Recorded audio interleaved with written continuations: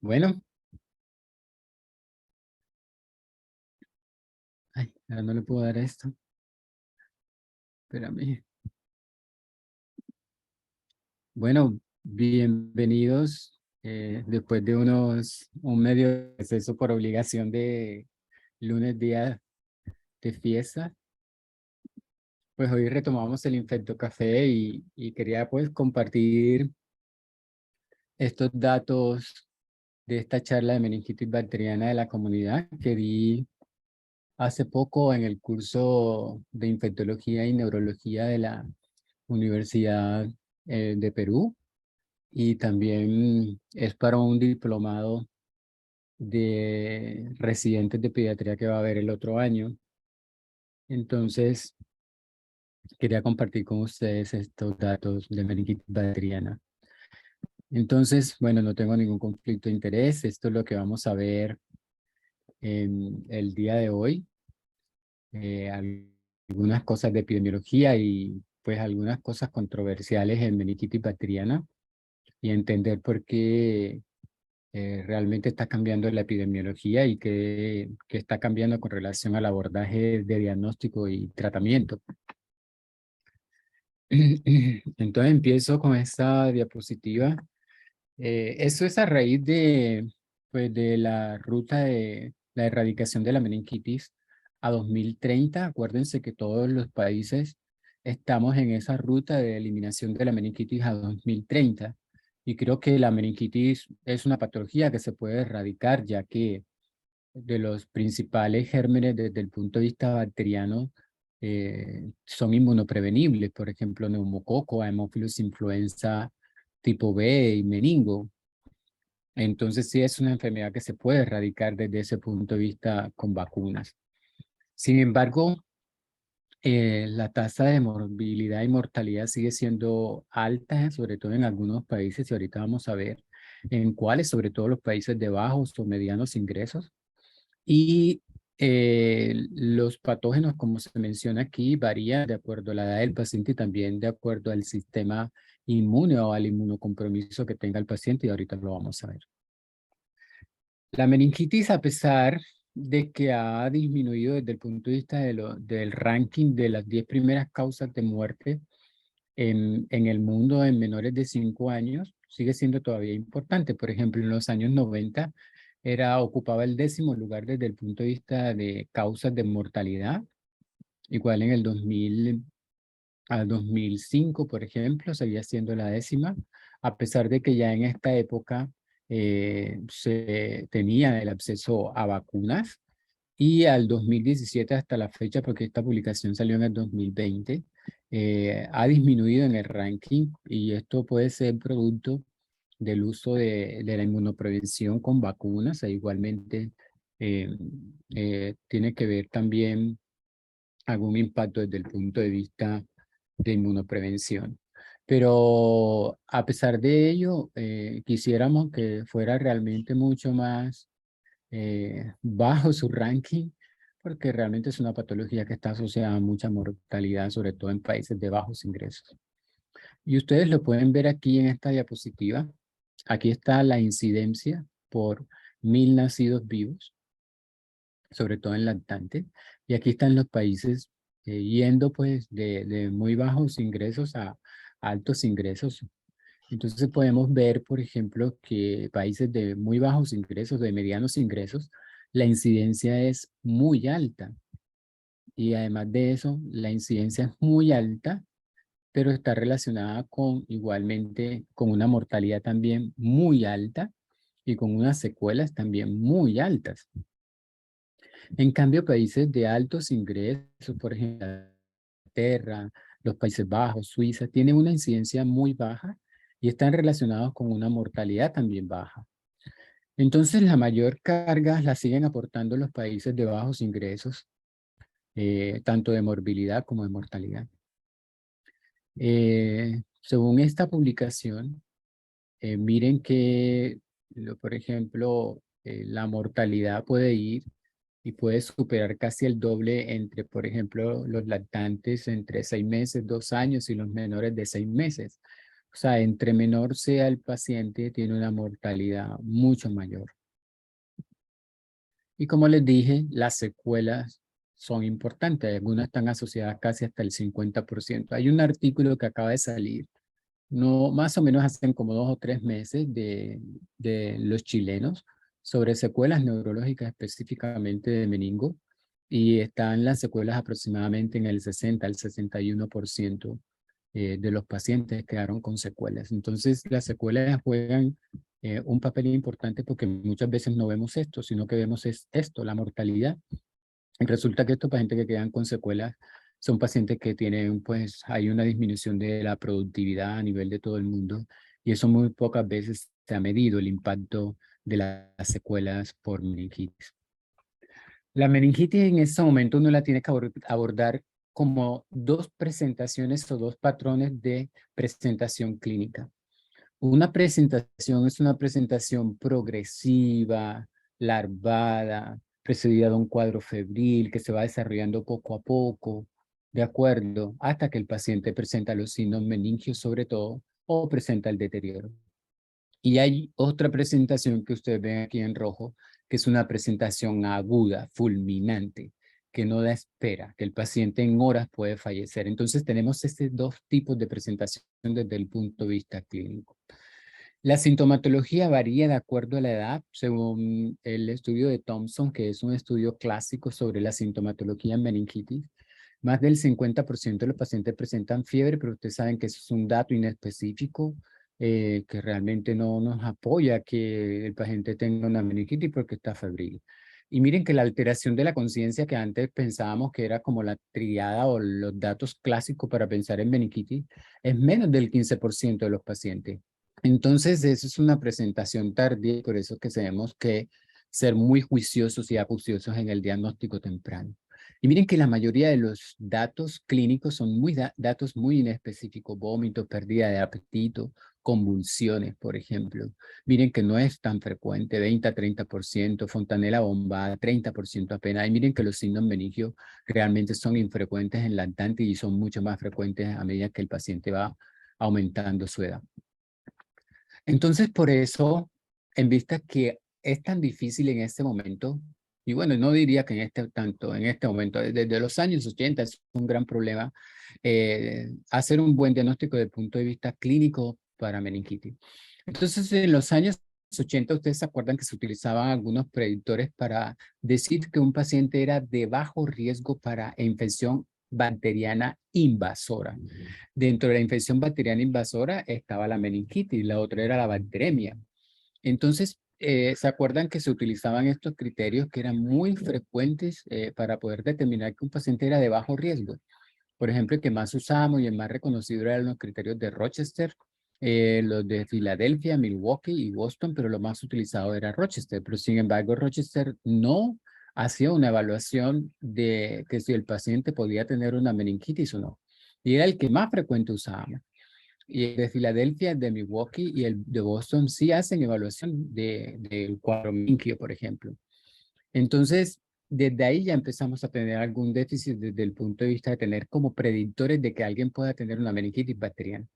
Entonces, el primer tópico de controversia realmente en meningitis es que si tenemos predictores o escalas de predicción que uno puede decir, si tengo esto, más esto, el paciente probablemente tiene una meningitis bacteriana. Y eso ha sido muy difícil, empezando desde la etapa neonatal hasta los lactantes, hasta los 3 meses. Este es un estudio que miró la prevalencia de meningitis, sobre todo en lactantes menores de 3 meses, y ver qué predictores de meningitis bacteriana tenían. La prevalencia fue del 0,46% en este tipo, en estos pacientes se hicieron 639 punciones lumbares. Y entonces miren que de estos pacientes que tuvieron meningitis, por ejemplo, que están aquí, miren que en el aspecto general más de la mitad lucía bien, o sea que por el aspecto séptico que se vea mal, uno no puede predecir que tenga meningitis. La mitad, más de la mitad se veía bien y sin embargo tuvieron meningitis. Y la otra podía verse un poco mal o no, o sea, no lucía bien. Pero ese solo aspecto que es el que muchas veces nos detenemos o nos hace sospechar que algo no está pasando, puede que realmente no sea tan contundente. Y dentro de los biomarcadores que ustedes ven acá, o sea, leucocitosis o leucopenia, por ejemplo, o PCR elevada o procalcitonina elevada, miren cómo varió. O sea, hay pacientes que tenían unos niveles muy altos, otros que los tenían negativos, otros que realmente tenían leucopenia, otros tenían leucocitosis. O sea, que prácticamente los parámetros desde el punto de vista biomarcadores tampoco nos daban una pauta. Entonces, desde el punto de vista clínico es un poco difícil predecirlo. Entonces, las características clínicas y de laboratorio en pacientes con meningitis, miren que solamente pueden aportar hasta el 50% o menos de datos para hacer un buen diagnóstico de meningitis en pacientes inmunocompetentes. Y menos del 30% de los inmunocomprometidos da clínica de meningitis. Entonces, por eso tenemos que tener una alta sospecha, dependiendo del paciente, que puede tener meningitis o no. Cuando el paciente tiene estos datos de un RAS hemorrágico, rigidez de nuca, alteración del estado de conciencia, séptico, en shock, es mucho más fácil hacer el diagnóstico. Pero esta es una presentación tardía que se asocia con una mortalidad realmente muy alta. Entonces no podemos esperar a que eso se presente. Sin embargo, ahorita la presentación está cambiando un poco en una fase temprana, a diferencia de la fase tardía. En la fase tardía es donde hay más presentaciones neurológicas, pero en la fase temprana de la meningitis hay muy pocos datos neurológicos. Al contrario, hay datos más sistémicos como dolor abdominal, náusea, vómito, diarrea, dolor en extremidades, alteración de la coloración o sea, se vuelven como mucho más frías las extremidades o dolor en extremidades inferiores. Eso es lo que en este momento se resalta como datos tempranos de meningitis, porque los datos tardíos ya realmente a veces no sabemos qué hacer.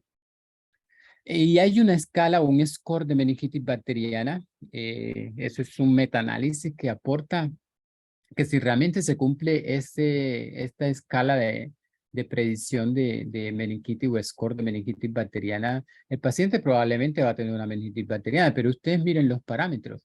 O sea, que tenga un líquido cefalorraquídeo partiendo de allí y con alteración del líquido cefalorraquídeo o que tenga un cuadro convulsivo también asociado y que realmente el paciente sea mayor de 2 meses, no se aplica en los menores de 2 meses, que no tenga una evolución catastrófica, por ejemplo, con un RAS purpúrico y que no haya recibido antibióticos previos, porque si ha recibido antibióticos previos se altera toda esta parte del líquido. Entonces, realmente este score no es que lo usemos tanto y además de eso es un poco más difícil predecir desde el punto de vista clínico, ya él incluye datos paraclínicos. Entonces prácticamente desde el punto de vista clínico no tenemos una herramienta fuerte para poder decirle a alguien tengo una sospecha de meningitis, o sea, está siendo cada vez más difícil.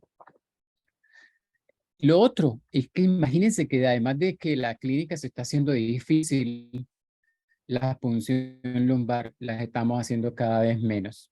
Entonces, ¿por qué estamos haciendo menos punciones lumbares? Porque, no sé, ahorita estamos poniendo algunos datos por encima de hacer una punción lumbar que tienen tanta fuerza o que necesitamos una tomografía o una imagen para hacerlo o una valoración por neurología antes de hacer una punción lumbar. Y realmente ahí las cosas son claras desde el punto de vista de cuándo hacer una punción lumbar o no. Entonces, frente siempre a una sospecha de meningitis, siempre que el médico tenga una sospecha de meningitis, siempre hay que hacer una punción lumbar.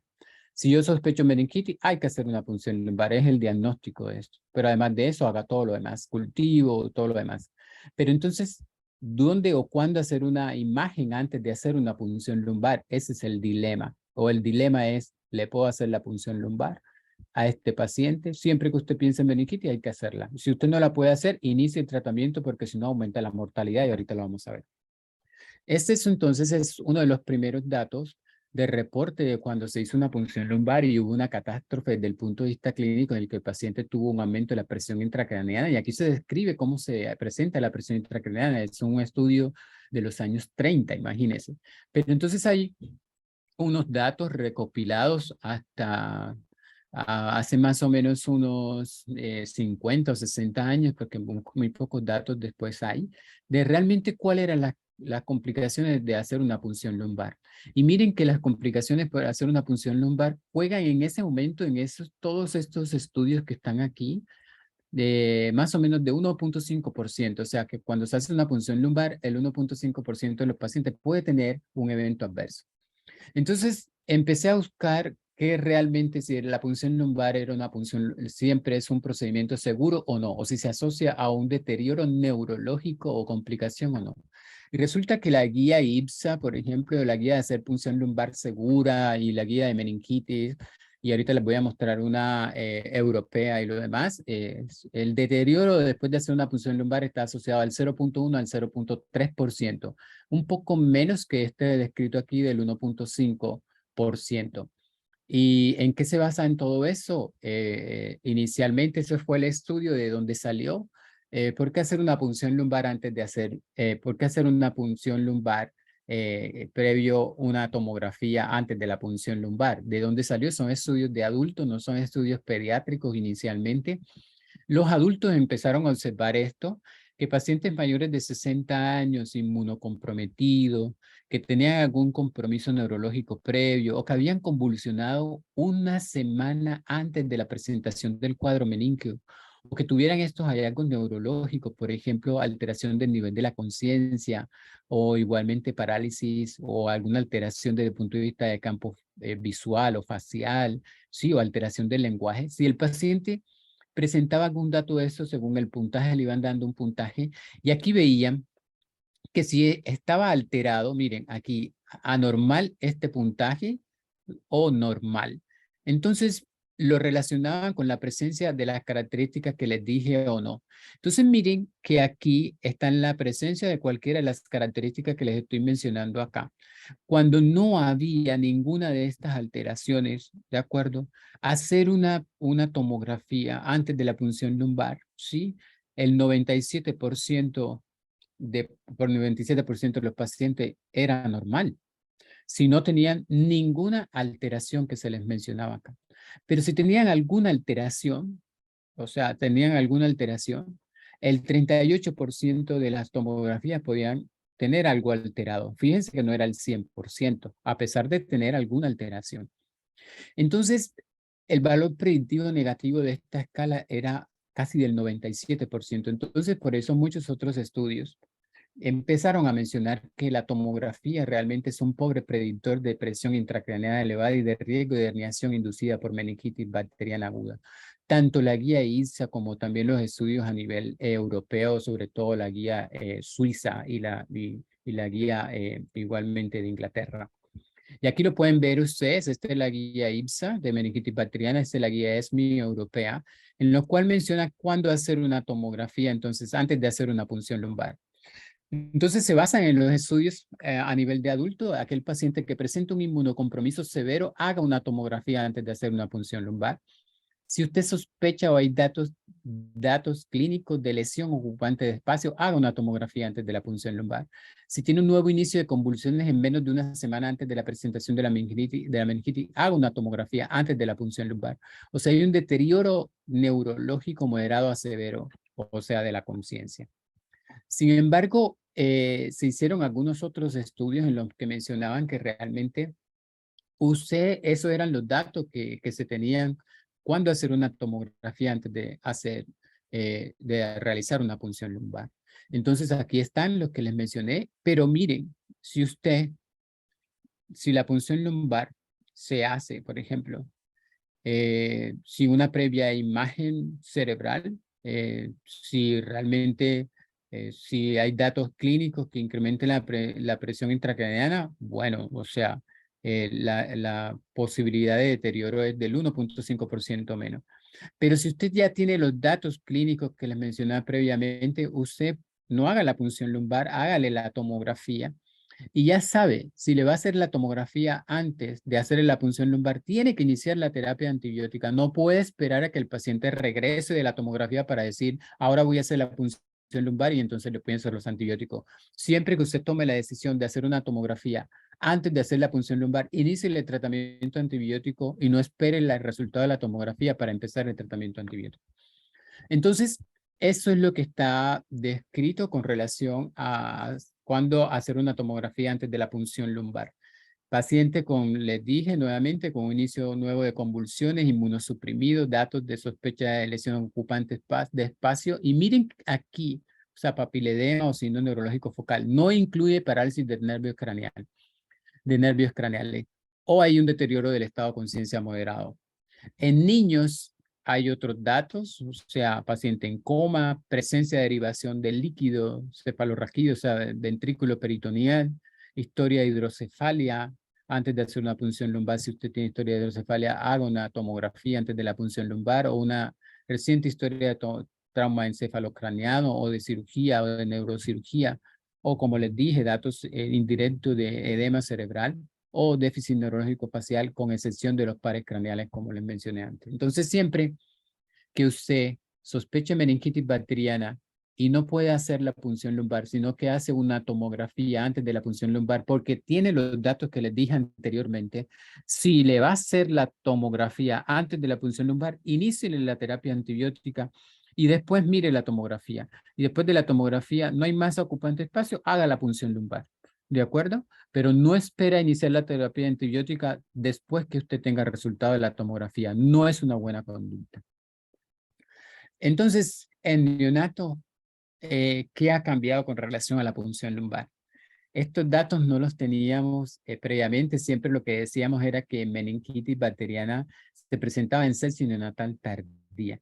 Y resulta que estos pacientes que fueron evaluados entre el 2001 al 2007, miren, más o menos casi 3.000 casos de meningitis bacteriana, ¿sí? De estos 444 casos, o sea, el 15% se presentó en neonatos. Y de estos, miren que el 32% se presentó en sepsis neonatal temprana, o sea, en las primeras 48 horas, y el 68% en sepsis neonatal tardía. Entonces, meningitis bacteriana también es una patología de sepsis neonatal temprana, no es exclusiva de sepsis neonatal tardía. Y ese dato que está en el New Review del 2019, cuando hacer una punción lumbar en sepsis neonatal temprana, o sea, el paciente con menos de 72 horas de vida, menos de 72 horas de vida, siempre que los hemocultivos sean positivos, hay que hacer una punción lumbar. Siempre, igual que en sepsis neonatal tardía. Siempre que los hemocultivos estén positivos, hay que hacer una punción lumbar. En sepsis neonatal temprana, si el paciente está muy sintomático, muy comprometido, independiente de los hemocultivos, del resultado de los hemocultivos, tiene que hacer una punción lumbar, ¿de acuerdo? Porque la asociación no está siendo tan baja, está siendo muy alta. Y lo otro es cuando el paciente, por ejemplo, realmente está asintomático, está estable, hemocultivos negativos, listo, ahí sí no está indicado hacer punción lumbar.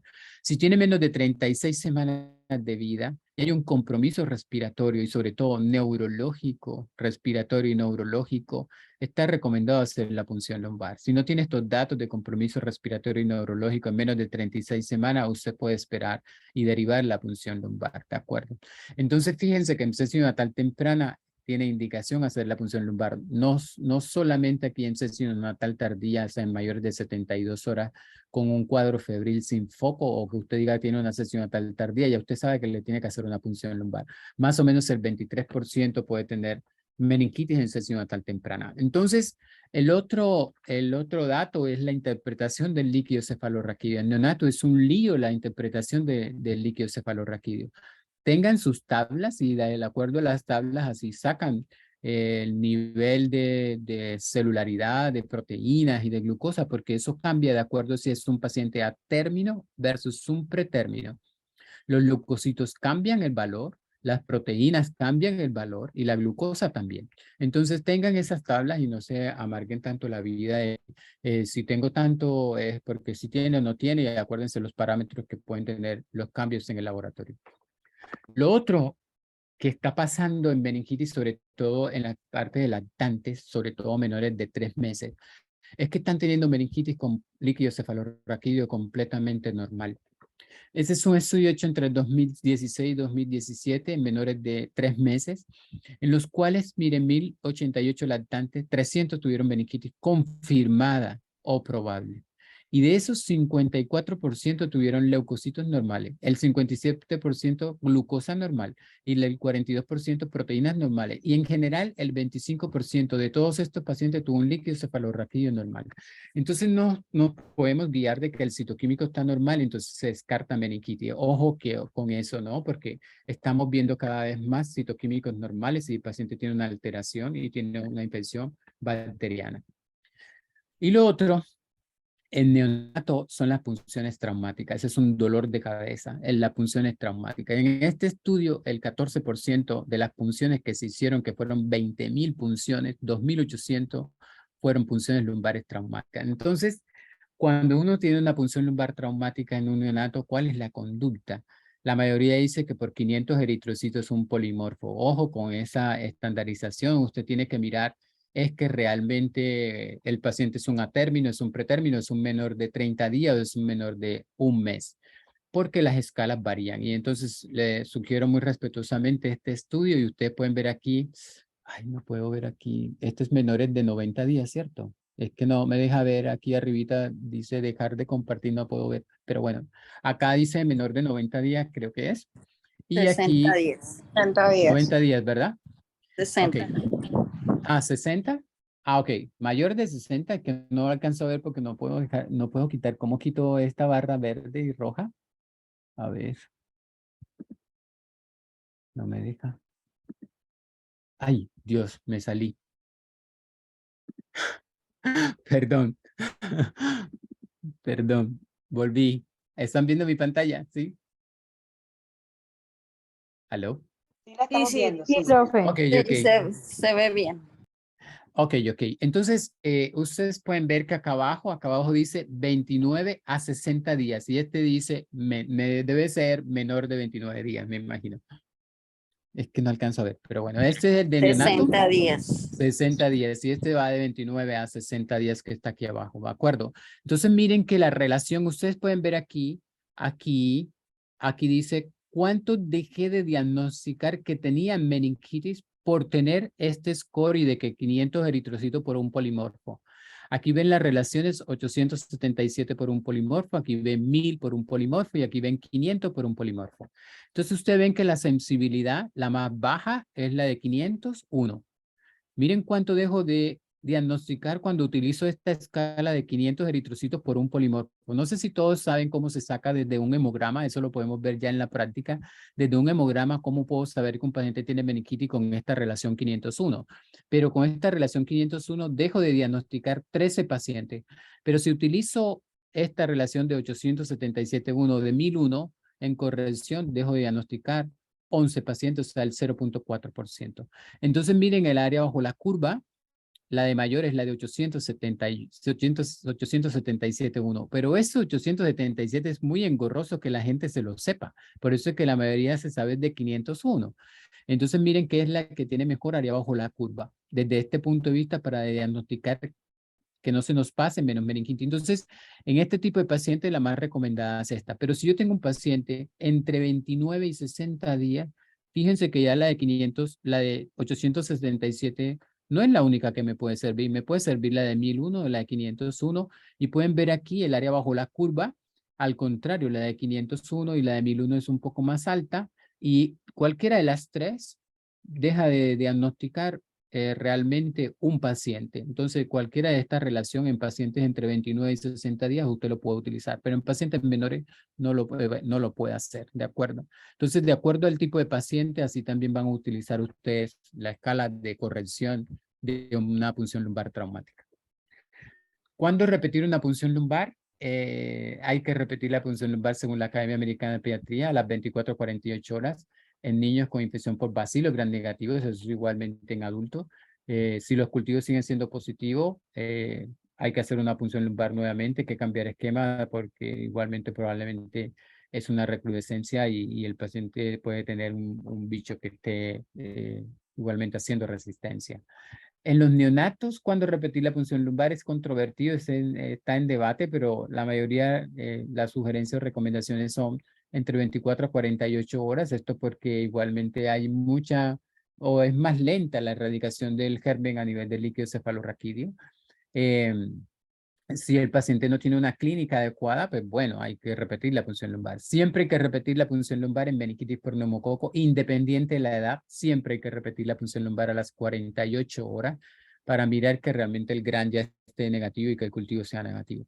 Y si es por un germen multidrogo resistente, siempre hay que repetir la punción lumbar 48 a 72. Entonces, Eso es lo otro, que no se hace punción lumbar en pacientes inestables o pacientes hemodinámicamente inestables o que tengan un compromiso cardiorrespiratorio. Eso incluye tanto pediatría como adulto. Pero si uno empieza a buscar la evidencia que realmente cuál es la contraindicación exacta, de dónde sale eso, realmente el estar con un estado hemodinámico inestable o con un compromiso cardiorrespiratorio tiene un mayor impacto, sobre todo en la etapa neonatal, más que en cualquier otro grupo etario. Y en la etapa neonatal se asocia con hemorragia intraventricular. Entonces, por eso el paciente con cuadro cardiorrespiratorio, compromiso cardiorrespiratorio inestable hemodinámicamente, sobre todo en neonato, está asociado, si usted le hace una punción lumbar, a hemorragia intraventricular. Y realmente en los otros grupos etarios, ¿por qué se contraindica la punción lumbar cuando hay una inestabilidad hemodinámica o un compromiso cardiorrespiratorio? Realmente no hay tanta contundencia fuera de esta etapa neonatal, pero estas son las complicaciones de hacer una punción lumbar. Dentro de todas estas que hay, está el sangrado como complicación. Por ejemplo, un sangrado intracerebral o una punción lumbar traumática o hematoma a nivel espinal. Y hay otras como, por ejemplo, síncope vasogénico, e igualmente paro cardiorrespiratorio, convulsiones. Entonces, hay una propuesta en adultos y en pediatría para evitar muchas de estas complicaciones, porque son complicaciones locales, es de dirigir la punción lumbar con ecografía. Pero bueno, esas son algunas recomendaciones. El otro tópico es que si la etiología está cambiando o no, y si eso lo ha impactado la biología molecular o los biomarcadores. Todos sabemos que estos son los principales gérmenes desde el punto de vista bacteriano, ¿no? Bacteriano. Neumococo es el principal, seguido por Haemophilus influenza y meningo. Ahorita más que todo meningo, más que Haemophilus, pero ya estamos viendo que en Colombia la tasa de incidencia pasó de 0.25 por 100.000, pasó a 1.36 por 100.000. O sea, tenemos cada vez más casos de Haemophilus influenza y por eso se está planteando utilizar esquema de vacunación +1 y no 3+0 como está en Colombia. Entonces, ¿qué ha cambiado? La profilaxis antibiótica o la profilaxis contra el estreptococo del grupo B en las embarazadas ha cambiado un poco la epidemiología. Ustedes ven en ese estudio que fue también realizado entre el 2001 y 2007, más casi 3.000 casos de meningitis bacteriana, dentro de los cuales 15% fue en neonato. Entonces miren aquí sepsis neonatal temprana, pero pacientes con meningitis por sepsis neonatal temprana. ¿Cuáles son los gérmenes? Estreptococo del grupo B o Escherichia coli o otro. Entonces, ¿cómo está cambiando la epidemiología? Antes era todo estreptococo del grupo B. Pero miren que desde 2000 en adelante ha venido en disminución el estreptococo del grupo B. ¿De acuerdo? En disminución el estreptococo del grupo B. Eso dado por la profilaxis antibiótica contra el estreptococo del grupo B. Y en aumento la Escherichia coli. ¿De acuerdo? En sepsis neonatal temprano. En sepsis neonatal tardía, ¿sí? ¿Qué ha pasado? Ha venido en aumento la Escherichia coli o los gram negativos y los gram positivos como el estreptococo del grupo B se mantienen allí. Acuérdense que en sepsis neonatal tardía para el estreptococo del grupo B es a partir de los 7 días de nacido hasta los 30, hasta los 90 días, ¿no? De nacido. Entonces ahí se mantiene. Fíjense cómo está cambiando la epidemiología. Antes lo pensábamos más en sepsis neonatal temprana, resulta que ahorita está más asociado a meningitis en sepsis neonatal temprana, aunque también se asocia en sepsis neonatal tardía, pero miren que la Escherichia coli más. Pero si vamos por edad gestacional, vemos que a menor edad gestacional versus a mayor edad gestacional, a menor edad gestacional predominan son los gram negativos. ¿Lo ven? Menor edad gestacional. O sea que si usted tiene un pretérmino que tiene sospecha de meningitis, sobre todo en sepsis natal temprana, lo que va a sospechar y lo que va a tener más es gram negativo como Escherichia coli. Pero si es un atérmino, miren, el más frecuente en sepsis neonatal temprana es el estreptococo del grupo B. Y en sepsis neonatal tardía, si es un pretérmino, siguen siendo los gram negativos los más frecuentes. Y si es un atérmino, hay gram negativos un poco más frecuentes que en sepsis neonatal temprana, pero aquí también predomina un poco más el estreptococo del grupo B. Entonces, fíjense que también cambia de acuerdo a la edad gestacional. Ahora, ¿qué está cambiando en el resto de la población? Ya sabemos que en neonato, el estreptococo agalactio, el estreptococo del grupo B, y miren aquí, Escherichia coli, ¿de acuerdo? Pero miren aquí en los niños, ya aparece este azul que es el neumococo, Y miren meningococo, ¿de acuerdo? Y el amarillo es Haemophilus influenza. Y en los adultos, miren neumococo, ¿de acuerdo? A Haemophilus influenza, meningo. Y aparece esta aquí azulita clara, ¿de acuerdo? Que es la Listeria monocitógena, sobre todo en aquellos pacientes mayores de 55 años. Pero si el paciente adulto tiene alguna comorbilidad, sea diabético, alcohólico, tiene una inmunosupresión, cualquiera, miren cómo la listeria se sigue aumentando, pero sigue el neumococo siendo el principal. ¿De acuerdo? Y miren que Haemophilus influenza. Entonces, de acuerdo al paciente, así también en la sospecha. Pero miren que neumococo sigue siendo el principal, excepto en la etapa neonatal. Y si el paciente tiene alguna comorbilidad o alguna, sí, o inmunosupresión, ya saben que hay que cubrir Listeria monocitógena. No solamente que esté mayor de 55 años, es que tenga algún compromiso como diabético, alcohólico o una inmunosupresión. El COVID que hizo con el neumococo, el Haemophilus influenza y la Neisseria, bajó la tasa de incidencia. ¿Por qué? Porque nos metió a todos en confinamiento, la parte de contacto físico se disminuyó, la disminución a los eventos masivos y todo lo demás. Eso, acuérdense que estos gérmenes necesitan es el hacinamiento, el contacto. Pero fíjense que no se disminuyó para Streptococcus agalactiae porque no tiene nada que ver con eso. Entonces fíjense que de acuerdo a las estrategias también baja o aumenta la tasa de incidencia. Pero ¿qué está pasando con la biología molecular? La biología molecular ha cambiado el panorama desde el punto de vista teológico. Antes le mostré el panorama como era. Miren, esto es desde el punto de vista bacteriano. Y miren ahorita cómo es el panorama. Miren que la bacteriano es la gris. Y miren todos los grupos etarios. Aquí está en forma general, aquí están menores de 1 año, de 1 año a 2, de 3 a 9 y de 10 a 17 y más. Miren que lo bacteriano realmente la barra es muy pequeña. Y la naranja es la barra de los virus y el más frecuente es el enterovirus. Miren el paciente que tuvimos en gestión salud ahorita con un enterovirus y espero que no haya sido un enterovirus 68 porque es uno de los más agresivos en este momento a nivel mundial. Pero miren que los virus son los que están mandando la parada y entre esos son los enterovirus y los herpesvirus tipo 6 como los vamos a ver ahorita. Entonces, siempre que ustedes sospechen meningitis, por favor, si no tienen biología molecular, o sea, si no tienen FilmArray o no tienen PCR, o sea, dirigida contra un germen, por favor, guarden 200 a 500 microlitros de líquido cefalorraquídeo refrigerado y mándenlo al Instituto Nacional de Salud para que le hagan PCR para neumococo, Haemophilus influenza y meningo. Es totalmente gratis. ¿De acuerdo? O si no, muchas veces nos vamos a quedar sin diagnóstico. Miren que esa es una experiencia de Brasil en donde utilizaron todos los medios, ¿de acuerdo? Y tenían un rendimiento desde el punto de vista de cultivo, pero cuando implementaron la PCR, el rendimiento de los aislamientos aumentó al 85%, ¿de acuerdo? Y esa es la experiencia en Argentina, en el cual casi aumentó el diagnóstico casi un 32% utilizando biología molecular. Entonces, por favor, o sea, si ustedes no tienen a la mano en su clínica, pueden guardar 200 a 500 microlitros y mándenlo al Instituto Nacional de Salud, sobre todo a aquel paciente que usted le pone antibiótico, que no le hace la punción inicialmente, o le manda la tomografía y le inicia los antibióticos y que después le va a hacer la punción lumbar.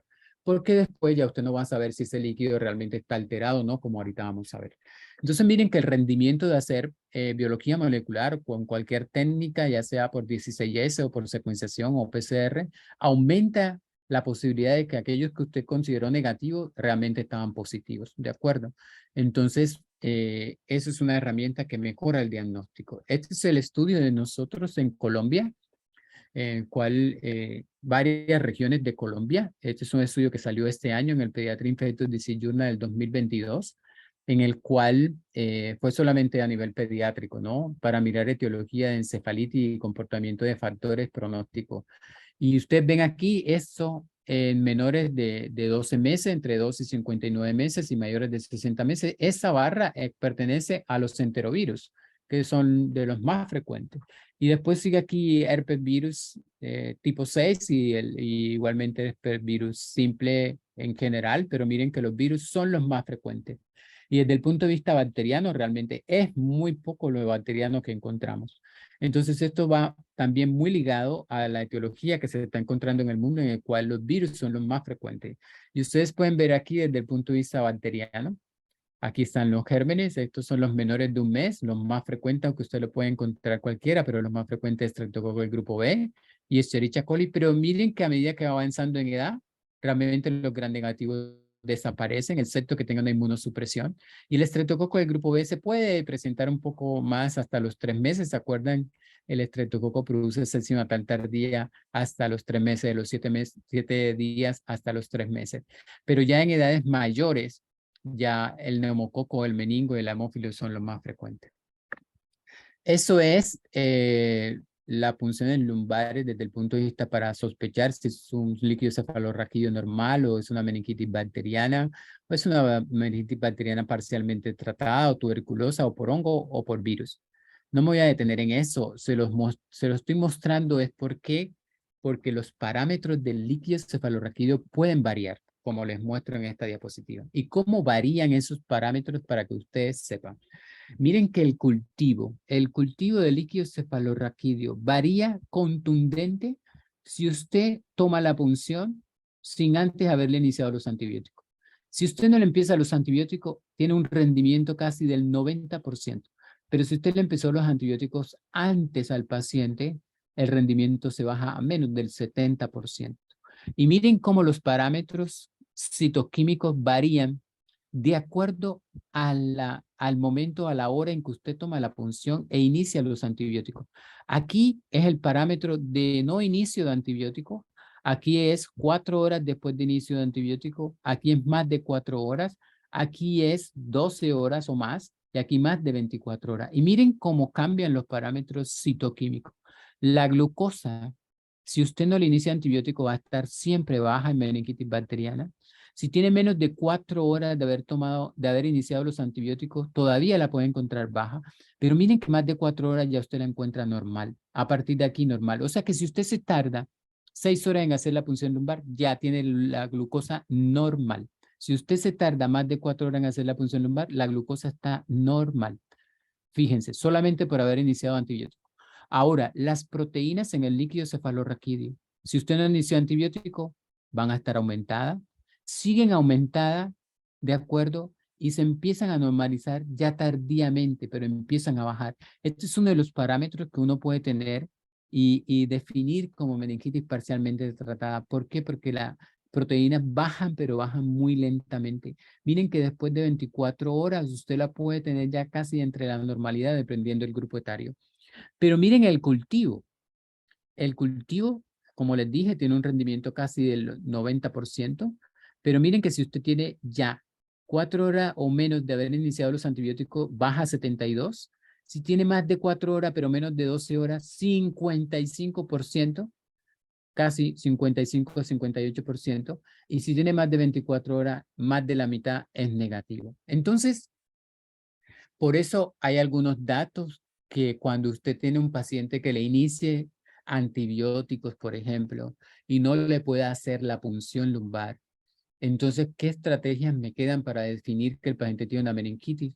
Le queda 2 estrategias. Uno es hacer biología molecular, siempre, siempre hacer biología molecular, porque a pesar de los antibióticos, la biología molecular tiene una alta sensibilidad y especificidad para ello, independiente del inicio de los antibióticos.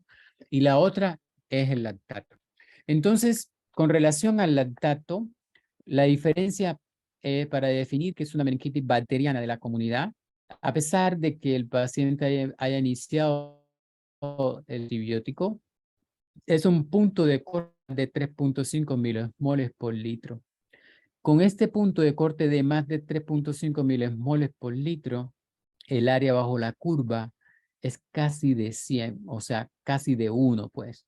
Es de 0.98 aproximadamente, o sea, es un área bajo la curva realmente buena. ¿De acuerdo?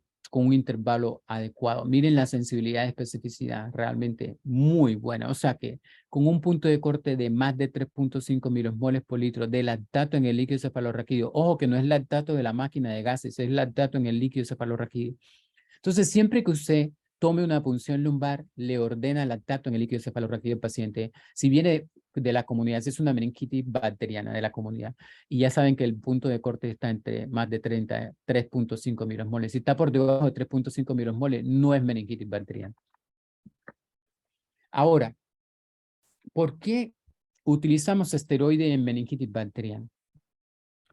La razón de utilizar esteroides previo al inicio de los antibióticos en meningitis bacteriana es el otro tópico que está en controversia. Antes de que usted empiece la terapia antibiótica, miren aquí, antes de empezar la terapia antibiótica, ¿de acuerdo? Usted tiene, si el paciente tiene meningitis, tiene este nivel de unidades formadoras de colonia, más o menos 6.7, pero miren aquí que más o menos está libre entre 0.75 y 0.1 de endotoxinas, ¿de acuerdo? Cuando usted tiene este paciente con meningitis y no le ha empezado el tratamiento antibiótico, pero después que usted le empieza el tratamiento antibiótico, a pesar de que se bajan las unidades formadoras de colonia porque está tratando a la bacteria, miren cómo se aumenta casi al doble en la liberación de endotoxina. Entonces, esta liberación de endotoxina es la que destruye el cerebro. Entonces, por eso los estudios para poder determinar qué sustancia disminuía, por ejemplo, el nivel de endotoxina, se plantearon varios. Dentro de esos, utilizaron varias cosas, pero los que mejor datos mostraban era metilprednisolona y dexametasona, o no darle tratamiento al paciente desde el punto de vista de coadyuvante. Y midieron el título bacteriano, o sea, el logaritmo bacteriano, midieron el conteo de leucocitos, el conteo de lactato en el líquido cefalorraquídeo, el cambio de la presión a nivel del líquido cefalorraquídeo y el contenido de agua a nivel cerebral. Y lo que vieron era que la dexametasona disminuye el título bacteriano, ¿de acuerdo? Y por lo tanto, el nivel de liberación de endotoxina, disminuye la cantidad de leucocitos, disminuye el lactato, que es el más contundente de los que disminuye el lactato, disminuye igualmente la presión a nivel del líquido cefalorraquídeo, igualmente la presión de agua en el líquido cefalorraquídeo. Entonces, por eso la dexametasona se consideró como coadyuvante antes del inicio de la terapia antibiótica, porque poner la terapia antibiótica aumenta el nivel de endotoxina y daño cerebral. Esa es la indicación, por eso la dexametasona. Pero resulta que la dexametasona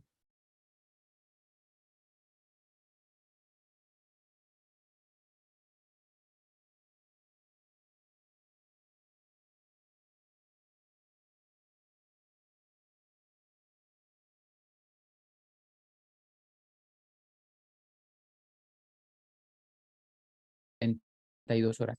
Y resulta que si usted no bloquea este factor de necrosis tumoral alfa,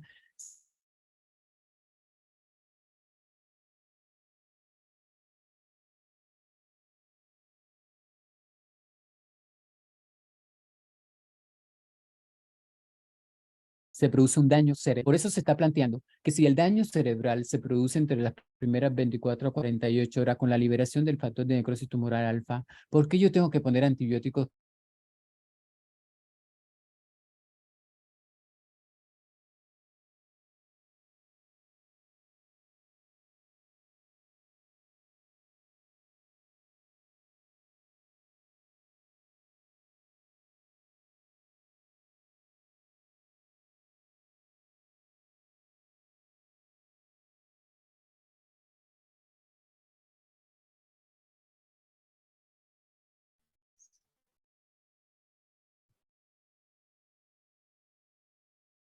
Ali no está. Ok. Hola, hola, Bueno, volví, qué sigo, pena, ¿no? fue que se me desconectó, pero ya volví. Sigo. Sí, sí, Sí, claro, sí. profe. Ok, entonces lo otro es que los pacientes tenían diferentes niveles de severidad de la enfermedad. Entonces no es uniforme, o sea, es una heterogeneidad desde el punto de vista de los estudios de dexametasona. Pero está este Cochrane de corticoides en meningitis bacteriana, que se lo sugiero también que lo miren.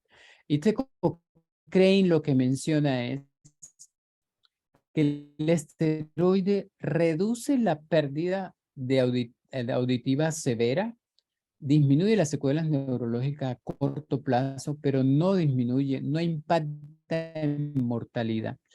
Hay un análisis subgrupo de un estudio que miró mortalidad en neumococo y hubo disminución de mortalidad en neumococo. Por eso los estudios, la mayoría de esteroides es para Haemophilus influenza tipo B, pero en neumococo encontraron estos datos de análisis de subgrupo y disminución de mortalidad en algunos, pero no es que sea contundente, pero prácticamente no hay un impacto en mortalidad. Entonces, por eso primero era contra la Haemophilus influenza, pero también se extrapolaron datos para neumococo. Por eso la indicación de utilizar esteroide en meningitis es contra Haemophilus influenza tipo B y contra neumococo. Los esquemas que hay de dexametasona, 0.15 miligramos kilodosis cada 6 horas en mayores de 6 semanas de vida, o sea, no en neonatos, y en meningitis por Haemophilus influenza tipo B, y ya les dije que por neumococo también. Y lo que hay es 10 a 20 minutos previo o concomitante con la primera dosis de antibiótico. Y aquí están viendo por eso la divergencia de que los estudios, algunos empezaron en 10 minutos antes, otros en 20, otros conjuntos. Y está este otro esquema, miren que dice aquí 0.8 miligramos por kilo cada 12 horas por 2 días. Ojo que este es un esquema que utilizamos mucho cuando utilizamos ceftriaxona porque ponemos cada 12 horas. Entonces usted puede poner 0.8 miligramos por kilo cada 12 horas porque utilizamos ceftriaxona por 2 días. En cambio, cuando utiliza 0.15 es cada 6 horas y es por 4 días. Y esos son los datos. Aquí ustedes pueden ver el impacto en mortalidad. No hay ninguna diferencia prácticamente en mortalidad, o sea que para mortalidad no sirve para disminución, pero sí para disminución de pérdida de la audición severa si hay un impacto. Entonces, para eso es que está indicado el esteroide. ¿Qué hay en lactantes y niños? 15 ensayos aleatorizados, 3 retrospectivos, 11 prospectivos aleatorizados, placebo control, 1 prospectivo aleatorizado no placebo controlado. La evidencia de beneficios clínicos sobre sordera a estos sugieren posible protección para meningitis por neumococo, como les dije, porque hay análisis de subgrupo. Pero la dexametasona no revierte el daño neurológico presente en el momento del diagnóstico. Eso es lo que le acabo de mostrar ahorita del factor de necrosis tumoral, que cuando ya hay daño cerebral, a usted le puede poner lo que quiera, pero ya no lo revierte. Y en neonato solamente hay un estudio que es un ensayo placebo controlado no aleatorizado con 52 neonatos a término y no mostró ventajas ni en mortalidad ni en secuelas neurológicas. Por eso hasta el momento hay datos insuficientes para hacer una recomendación de dexametasona como coadyuvante en meningitis bacteriana en neonato. Fuera de neonato para arriba, ya ustedes saben que la tienen que utilizar, sobre todo si sospechan meningitis bacteriana por Haemophilus o neumococo. Y los dos últimos tópicos, ya casi para terminar, es el manejo empírico de la meningitis bacteriana. Ojo, si usted retarda 6 horas el inicio de la terapia antibiótica, aumenta 8 veces la mortalidad. Por eso, si usted manda al paciente a hacerle la tomografía, empiece el tratamiento antibiótico. No espere que le venga la tomografía. Y aquí están los gérmenes y los esquemas de antibiótico. Entonces, aquí le pongo un ejemplo que paciente de 3 meses a 18 años, miren que solamente pusieron cefalosporina de tercera. Lo que pasa es que en ese estudio, si usted lo lee, la resistencia a cefalosporina tercera es menos del 1%. ¿Cuál es la indicación de asociar vancomicina más una cefalosporina tercera? Es que en su área epidemiológica tenga más de 1 a 3% de resistencia a cefalosporina tercera. Nosotros en Colombia tenemos más porcentaje que eso. Entonces, por eso, en muchas partes del mundo sigue empíricamente utilizándose banco más una cefalosporina tercera. Cuando usted tenga menos del 1% de resistencia a cefalosporina tercera, ya no usa banco más cefalosporina tercera, utiliza solo cefalosporina tercera, mientras la tenemos que seguir utilizando. Entonces, ¿todavía está recomendado utilizar banco como en forma empírica? Entonces, este es un estudio que dice, ¿la vancomicina debería ser parte del tratamiento empírico en sospecha de meningitis bacteriana? En el 1997, hubo la introducción de la vancomicina como manejo empírico en meningitis bacteriana por neumococo resistente a cefalosporina tercera. Y ese dato está aquí en el Clinical Infectious Disease 2004. Y esos son los datos en los cuales en todos los grupos etarios, ¿lo ven? Todos los grupos etarios, excepto en la parte neonatal, como manejo de terapia antibiótica empírica, ¿lo ven aquí? Está vancomicina más una cefalosporina tercera, ¿lo ven? Banco más una cefalosporina tercera, pero si es más de 50 años ya es banco más ampicilina para cubrir listeria más una cefalosporina tercera. O sea que todavía sigue como una recomendación de manejo empírico para meningitis bacteriana el uso de vancomicina más la cefalosporina tercera, porque en nuestro medio tenemos más del 3% de resistencia a cefalosporina tercera. Y ese es el último Red Book que va hasta el 2024. Recomienda que ya como manejo dirigido, si usted tiene un neumococo sensible, continúa la vancomicina y sigue con la cefalosporina tercera o la penicilina.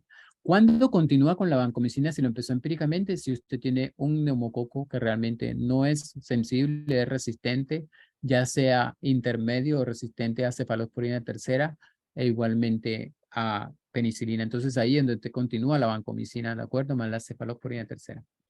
El último ítem, para ya casi acabar, es la duración de la terapia antibiótica en meningitis bacteriana.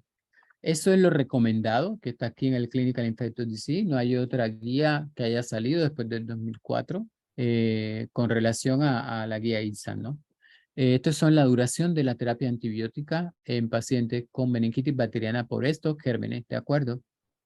Sin embargo, ¿cuántos días de tratamiento realmente se debieran de dar en pediatría? La mayoría de los estudios están hechos igualmente en adultos, pero hay algunos datos en pediatría.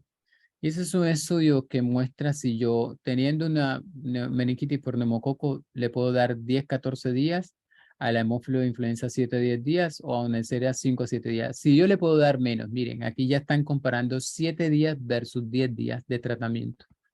Ok, y lo que miraron ellos fueron, el primer grupo pues le dieron 7 días y al segundo grupo le dieron 10 días de tratamiento. Y miraron las secuelas a corto plazo y a largo plazo. Ok, miren fallas de tratamiento, o sea, fallas de tratamiento sin ninguna diferencia estadística, de acuerdo, con intervalos de confianza bien, pero realmente sin ninguna diferencia estadística. ¿Sí? Con una P de 0.76, no hay diferencia entre dar un tratamiento corto que un tratamiento largo, o sea, 7 versus 10 días. ¿Qué es lo otro que se vio? Recaída de meningitis, porque muchos dicen si yo doy menos días puedo que haya recaídas.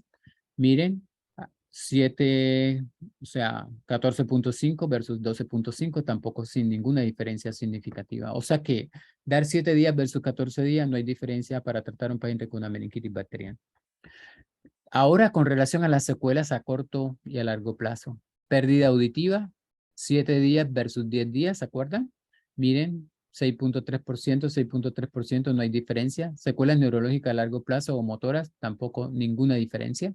Igualmente, convulsiones febriles o hidrocefalia, ninguna diferencia. O sea que por secuelas neurológicas a corto y a largo plazo, 7 versus 10 días, no hay ninguna diferencia. ¿De acuerdo? Ahora este estudio miró 5 días, no 7 versus 10, sino 5 versus 10. Y este estudio lo que mostró, miró falla bacteriológica, 5 versus 10, miren, 0, 0, 0, ninguna diferencia. Ahora, muerte relacionada a meningitis, ninguna diferencia. Pérdida auditiva, ninguna diferencia. Secuelas neurológicas a corto plazo o motora, ninguna diferencia. Igualmente retardo mental, ninguna diferencia. Estos son los gérmenes que se evaluaron, neumococo, hemófilos influenza, meningo, con toda esta cantidad. Entonces 5 versus 10 tampoco mostró diferencia. Ahora otro de 7 versus 10 días de tratamiento. Aquí está, secuelas a corto plazo, secuelas a largo plazo. Ninguna diferencia entre dar, por ejemplo, 7 días versus 10 días de tratamiento.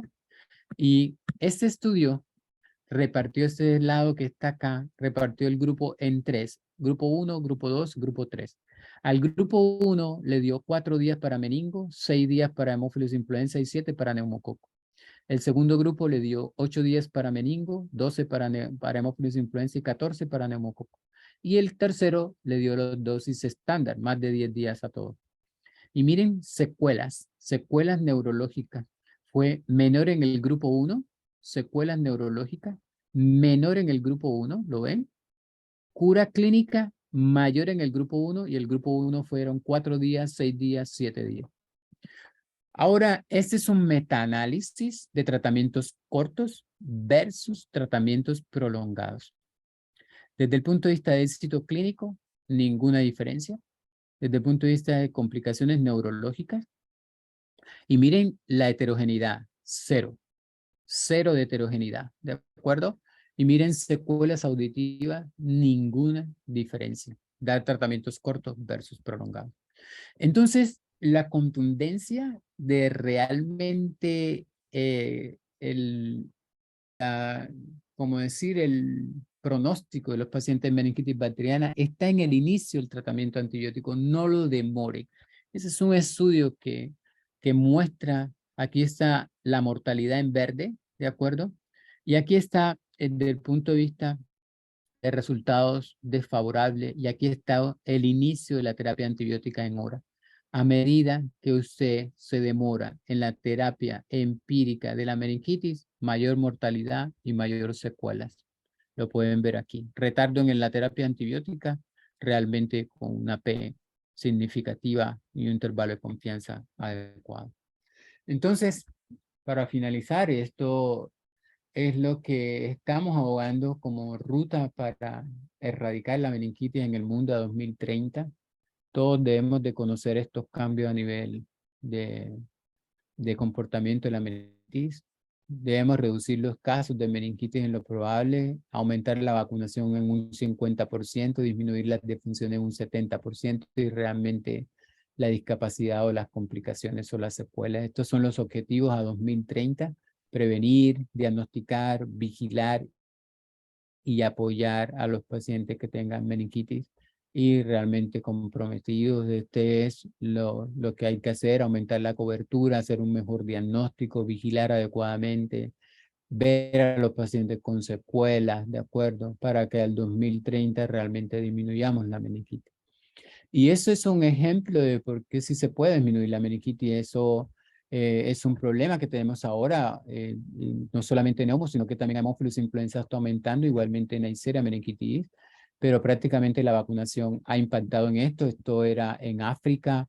Antes del 2010, por ejemplo, había más de 8,000 casos reportados por semana, ¿lo ven? 8,000 casos reportados por semana de meningitis, sobre todo por meningo. Después de la introducción de la vacunación para meningo, sobre todo, miren cómo hay una reducción de la meningitis después del 2010. Sin embargo, la vacunación contra el neumococo, esta línea que ustedes ven acá arriba, son pacientes que no tienen un esquema de vacunación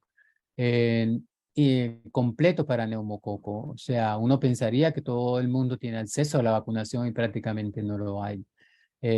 A pesar de que hay una reducción en la mortalidad, hay muchos pacientes que realmente todavía no tienen un esquema de vacunación o no tiene acceso a la vacuna de neumococo, igualmente a Haemophilus influenza. Entonces ese es un gran problema que tenemos ahorita para que todo el mundo tenga acceso a la vacunación para reducir la meningitis. Entonces estos son los mensajes para llevar. La meningitis bacteriana todavía sigue aportando una alta morbimortalidad, entre más o menos 7 a 9%, sobre todo en la parte pediátrica. La parte clínica tiene datos muy limitados en el diagnóstico, o sea que solamente por clínica es muy difícil hacer el diagnóstico. La punción lumbar es un procedimiento seguro, lo han demostrado la historia, o sea, todos los datos es de que la punción lumbar es un procedimiento seguro, menos del 0.15, 0.1 se asocia con evento adverso. Hay que empezar a utilizar mucho más biología molecular y ustedes lo pudieron ver con el diagnóstico del paciente, si no, no hubiésemos quedado sin diagnóstico en este paciente con el enterovirus. Utilizar más lactato como clave diagnóstica diferencial entre meningitis bacteriana y viral. Ojo que el lactato no sirve como seguimiento, si el paciente va bien o no. No así como, por ejemplo, en otros escenarios. En el lactato como seguimiento en meningitis no sirve, sirve como diagnóstico inicial. Los esteroides todavía siguen teniendo un rol controversial, a veces se usan, a veces no, se usan mal. no se usan a tiempo, se usan después de los antibióticos. Cuando usted utilice ya antibióticos no hay ninguna indicación de empezar esteroides porque ya hizo la destrucción bacteriana y liberó toda la respuesta inmune. La vancomicina sigue siendo recomendada empíricamente a pesar del descenso de la incidencia de meningitis. ¿Por qué? Porque todavía tenemos serotipos de neumococo con resistencia a cefalosporina tercera, incluyendo nosotros en Colombia.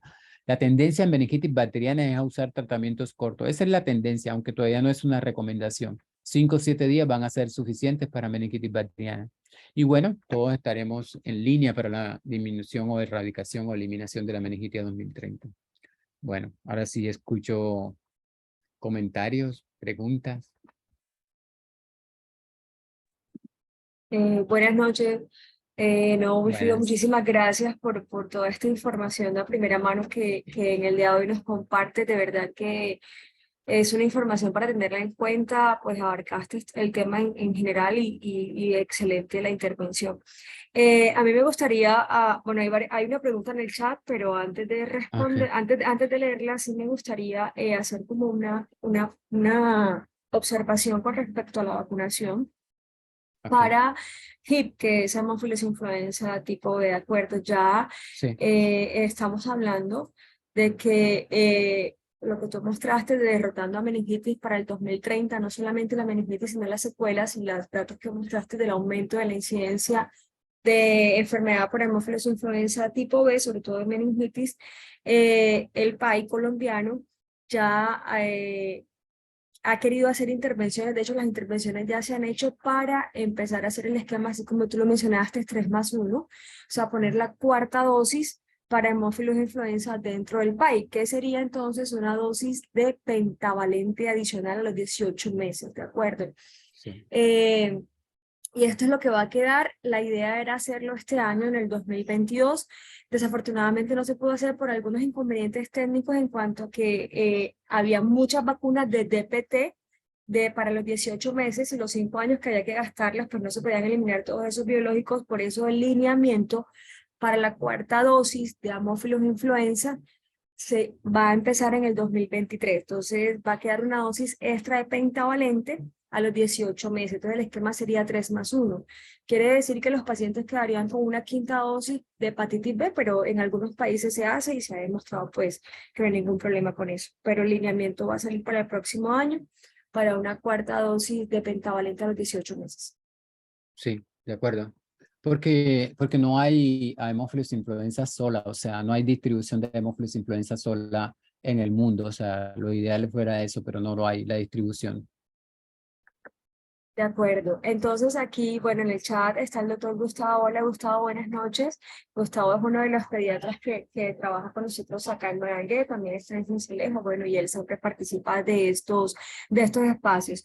Gustavo, la pregunta que hace es, ¿qué esquema de vacunación recomienda para el personal de salud en la prevención de meningitis y qué profilaxis debemos tomar en caso de contacto positivo? No especifica qué Ok, germen, pero solo lo hace ok, general. ok. Para meningitis bacteriana, desde el punto de vista de neumococo y Haemophilus influenza, nosotros prácticamente como personal de la salud, o sea, como personal de la salud, eh, para neumococo no hay profilaxis, ¿de acuerdo? Para neumococo en ningún momento. Haemophilus influenza tampoco hay profilaxis, o sea, como personal de la salud. Nosotros como personal de la salud somos de bajo riesgo para meningitis, de bajo riesgo si utilizamos las cosas adecuadamente. ¿Cuál es el germen que realmente nos podemos convertir de alto riesgo como personal de la salud? Es meningo, ¿de acuerdo? Es meningo. ¿Cuándo nos convertimos de alto riesgo? Si yo le doy reanimación con cardiopulmonar o igualmente sin ninguna protección, o sea, si no uso tapabocas, no uso guantes, lo intubo sin ninguna protección, sin bata, sin guantes, sin tapabocas, sin gorro, nada. Si igualmente comparto secreciones con el paciente allí, como personal de la salud somos de bajo riesgo para meningitis. No así el personal de alto riesgo para meningitis, que es aquel que duerme con el paciente los primeros 7 días antes de la presentación, comparte utensilios, ¿de acuerdo? o que igualmente está en la escuela, o que yo viaje con una persona más de 8 horas y presente el caso. Entonces, esos son pacientes de alto riesgo, pero como personal de la salud somos de muy bajo riesgo si cumplimos con las cosas adecuadas y para meningo, pero para hemófilos y neumo no tenemos ninguna problema. Para neumo no hay profilaxis, para hemófilo influenza sí existe en caso que tenga el paciente un segundo caso en una guardería, por ejemplo, o que sea menor de 4 años, 5 años con un esquema no adecuado. Pero nosotros como personal de la salud no tenemos ningún problema. Por eso se ha abusado de la profilaxis cuando ingresa un paciente con meningitis y todo el mundo toma ciprofloxacina o rifampicina, sobre todo si es meningo. Realmente tú puedes estar ahí mismo hasta agarrarle la mano al paciente, hasta canalizarlo. O sea, un contacto directo o indirecto, pero si no tienes un contacto con las secreciones, no te conviertes en alto riesgo. Entonces, es muy baja la posibilidad de que nosotros adquiramos meningitis como personal de salud. Lo otro es que cuando los pacientes ya están en tratamiento antibiótico, sobre todo con cefalosporina de tercera generación, el aislamiento solamente son 24 horas por gotas en caso que sea para hemófilos, influenza y neumo. O sea, un paciente que entra por meningitis, tú lo pones en aislamiento por gotas 24 horas y listo. O sea, hay que utilizar tapaboca o mascarilla normal y 24 horas le quitas el aislamiento porque ya el antibiótico erradica el estado de portación en 24 horas. Entonces, personal de la salud realmente es muy baja para profilaxis. No debiera recibir profilaxis. Ok, muy bien, No sé muchísimas si alguien gracias. tiene algún comentario. Sí, hay otra pregunta en el chat. La doctora Mónica dice, gracias, doctor Ajá. Coronel, excelente charla. Hago una observación. Tengo entendido que respecto a las muestras que se envían al Instituto Nacional de Salud, no sirve para diagnóstico, sí para análisis de comportamiento epidemiológico. No, para nada. Las muestras, o sea, por ejemplo, cuando usted, eso se lo estoy diciendo porque eso está en los lineamientos. Lo que pasa es que uno a veces no lee todos los lineamientos. Uno cuando tiene un aislamiento de neumococo, de hemófilos o de meningo, es de reporte obligatorio, ¿sí? En meningitis, ¿no? Reporte obligatorio. Y lo reporta. Ideal es mandar la muestra ideal para hacer serotipificación. ¿De acuerdo? Es desde el punto de vista epidemiológico, para hacer serotipificación. Pero si usted tiene un paciente con una sospecha de meningitis que lo tiene que reportar, pero realmente no tiene cultivo, el cultivo es negativo porque le tuvo que empezar el antibiótico al paciente, por miles de cosas, porque no le hizo la punción a tiempo, sino después, usted puede mandar el líquido cefalorraquídeo al laboratorio departamental, ¿sí? Y el laboratorio departamental lo envía al Instituto Nacional de Salud. Eso está en la guía de transporte y de envío de muestra. Siempre que usted tenga una sospecha de un paciente en el cual quede sin diagnóstico, usted por eso siempre tiene que guardar 200 a 500 microlitros de líquido cefalorraquídeo, lo refrigera. Y acuérdense, si el cultivo le sale negativo o quedan sin diagnóstico, usted puede enviar ese líquido al Instituto Nacional de Salud. Y el Instituto Nacional de Salud le realiza la PCR múltiple para neumo, para hemófilos y para meningo. No solamente es de vigilancia. Ok, de acuerdo. Lo que pasa es que Eh, ahorita cada vez más en muchas instituciones tenemos FilmArray. Entonces, ya el FilmArray, o sea, para mí, aunque no es algo, todo paciente que se le haga una punción lumbar debiera tener un FilmArray de meningo. Todo. Con esto que estamos viendo, el cambio clínico y el citoquímicos normales, todo el mundo debiera tener FilmArray de líquido FilmArray de meningitis. Todo lo que le hagan una punción lumbar. ¿Hay alguna otra pregunta, algún comentario? en el chat no hay más preguntas. No sé si alguno de los participantes quiere hacer otra pregunta o levantar la mano.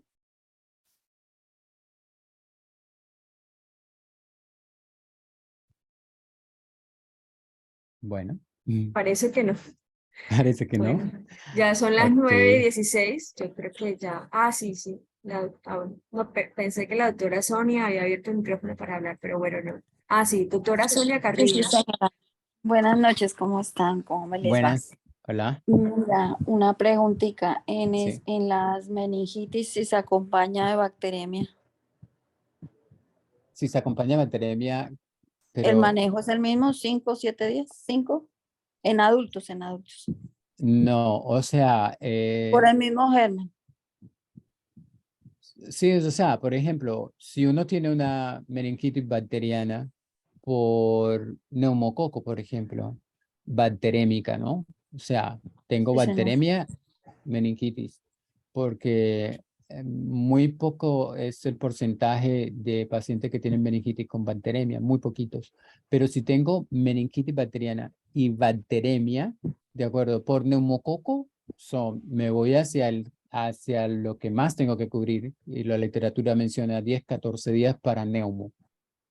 Para Mm, hemófilos influenza, si tengo hemófilos influenza, entonces juego entre 7 y 10 días de tratamiento para meningitis, que es lo que más tengo que cubrir. Y si es una Neisseria, es igualmente 7 días es el manejo. Eso es de acuerdo al germen. Pero si tengo un estreptococo del grupo B, por ejemplo, puede ir hasta 21 días, listeria igual. O si es un bacilo gram negativo, son 21 días. Entonces, No 7 días porque está bacterémico, sino que tengo que cubrir la parte meningitis, 21 días si es un bacilo gram negativo. mm, ¿De acuerdo? ya. Sí, siempre el tópico que sea. Por eso cuando uno tiene un paciente con una meningitis y no tiene aislamiento, se tiene que ir al germen que mayor cobertura en duración tengo que hacerlo, porque entonces no lo sé.